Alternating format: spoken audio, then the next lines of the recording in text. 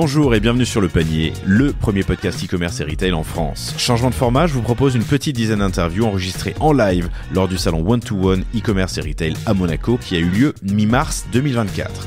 Le One-to-One, c'est le salon incontournable du e-commerce et du retail en France, où se croisent tous les acteurs qui comptent dans le secteur. J'ai voulu creuser quelques sujets qui me tenaient à cœur, dont l'UGC, les avis, les retours, la seconde vie et la circularité, avec une pointe d'IA dans tout cela. Bonne écoute!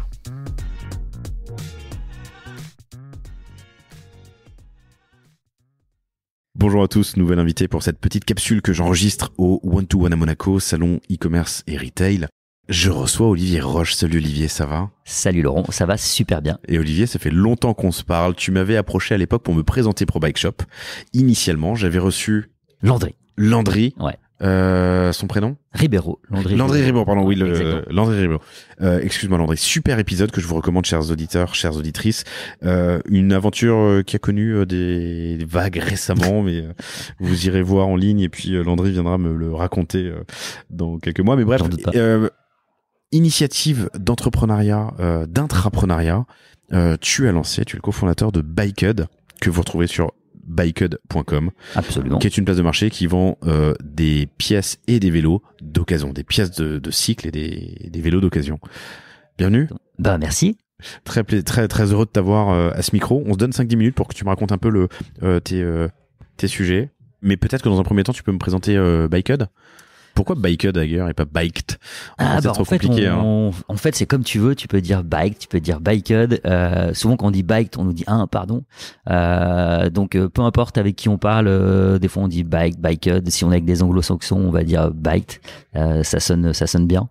Et oui, biked, qu'est-ce que c'est? Effectivement, tu l'as dit hyper vite. C'est une marketplace de seconde main dans l'univers du vélo.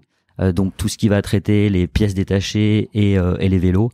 La petite subtilité, c'est qu'on adresse vraiment une cible de passionnés de bike. On n'est pas forcément sur le segment dont on parle beaucoup, le segment de la mobilité, mais vraiment sur les sportifs. Et donc on va pouvoir vendre son vélo plutôt de sport, vélo de route, VTT, VAE sur la plateforme, plutôt en C2C. Et on est allé quand même beaucoup plus loin qu'une simple plateforme, c'est-à-dire que nous on s'occupe aussi de toute la partie transport. Si tu vends ton bike, t'as un acheteur qui est en Bretagne, on vient chez toi, on vient récupérer le bike chez toi, on le livre chez ton acheteur. Une fois qu'il l'a reçu, t'es payé et tu peux depuis quelques semaines même te faire livrer ton bike dans un magasin et te faire checker ton bike par un pro. Donc en fait c'est assez énorme parce que on a gardé click and collect de vélo. OK. Exactement, mais on a gardé le concept vraiment C2C d'une plateforme C2C où tu peux échanger, interagir avec un acheteur et un vendeur. On laisse la liberté aux gens de faire ça, mais par contre on apporte les services à côté, des services de pro où tu peux te faire livrer ton bike dans un magasin à côté de chez toi et il sera contrôlé par un pro. Et voilà, ça c'est plutôt chouette. Et à ma connaissance, il n'y a pas de modèle vraiment équivalent, donc on est plutôt content.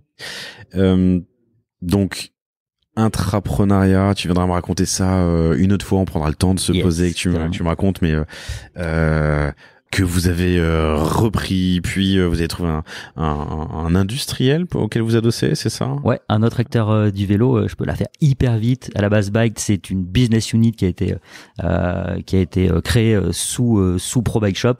Moi, j'étais directeur du marketing de ProBike et j'ai eu envie de lancer ce projet-là. On en parlera plus effectivement, mais en tout cas, c'était lancé initialement sous ProBike et avec toute l'histoire qui est arrivée derrière, on l'a au final sorti, créé une entité juridique à part entière qui est maintenant qui a rejoint le groupe Matériel Vélo, qui est un autre groupe du cyclisme en France et pour nous ça fait super sens de rejoindre à nouveau un groupe et d'installer Biked dans un acteur du vélo pour toutes les synergies qu'on peut créer et ça c'est très très chouette, mais là aussi il y a beaucoup à raconter.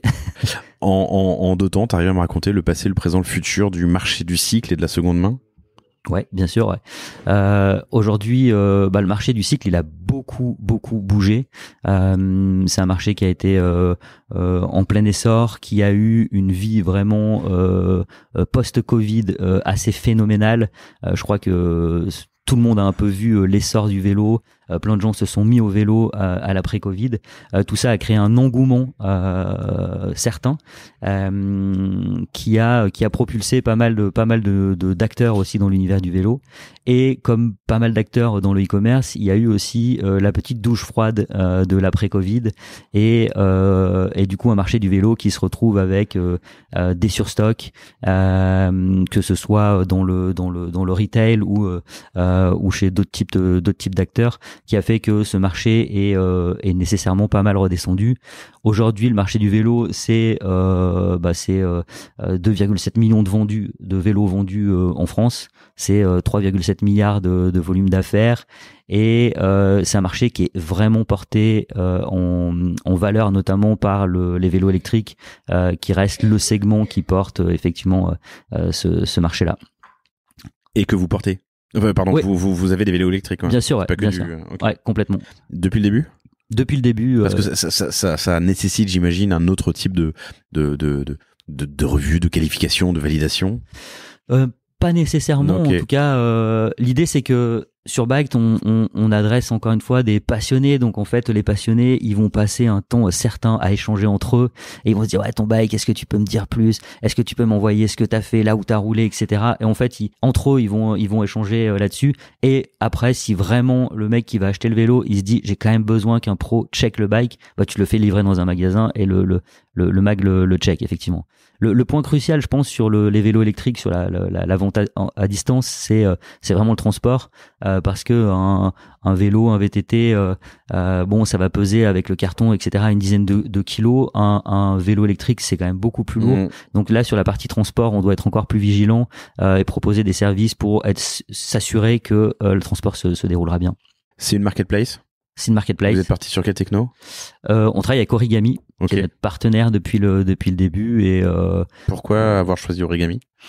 En fait, quand on a voulu lancer ce projet-là, on a fait un peu le tour du marché et on a fité hyper rapidement avec Origami parce que en gros c'était la plateforme qui répondait le mieux à ce qu'on voulait faire. J'ai beaucoup aimé la flexibilité technologique en fait de la plateforme. Ce qu'on voulait faire c'était un peu particulier et aussi et surtout une capacité de lancer une marketplace en 3-4 mois, ce qui était à l'époque un peu le projet que j'avais vendu à l'intérieur du groupe en disant les gars, il y a un marché sur la seconde main, je vais lancer une marketplace, filez-moi un budget et dans 4 mois elle est sortie. Je m'étais un peu avancé et au final on a pu le faire, mais voilà, et Origami a su faire ça et aujourd'hui ça reste notre partenaire du quotidien, donc ouais. Tu viens de passer une année un peu mouvementée, mais d'un point de vue business, est-ce que tu peux me partager 3 apprentissages qui pourraient être utiles à tous ceux qui nous écoutent ? Ouais, super question. La première, effectivement, après cette période, je pense qu'il y a un point qui est hyper et j'entends beaucoup de gens sur le salon me parler de ça aussi aujourd'hui, et je pense que c'est un point qui est important, c'est le focus sur la renta. Je crois qu'on a pour beaucoup de pure players ou d'acteurs de marketplace été beaucoup orientés sur l'acquisition, beaucoup investir, et aujourd'hui on se rend compte que si on veut aussi perdurer dans le temps, on a la nécessité d'être beaucoup plus focus sur la renta. Donc ça c'est ce qu'on a beaucoup appris à faire cette année, et c'est très très chouette en fait. Moi autant j'adore bosser sur l'acquisition, je suis dans l'e-commerce depuis longtemps, mais le job qu'on a fait cette année et en quelques mois, et se reposer des questions sur tout le niveau des opérations et se dire où est-ce qu'on peut gagner, est-ce que ça on le fait bien, franchement c'est un super job à faire je trouve, et en plus on prend beaucoup de plaisir à faire ça et se rendre compte qu'en fait son business on peut arriver à le tendre, mais dans le bon sens du terme. C'est un super job je trouve.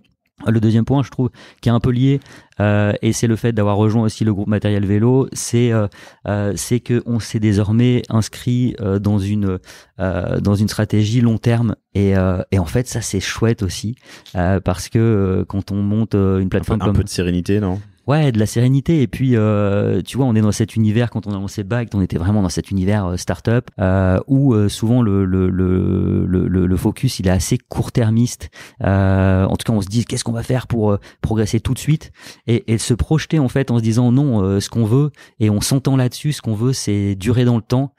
Ça change vraiment tout. Ça change vraiment toutes les décisions qu'on prend au quotidien.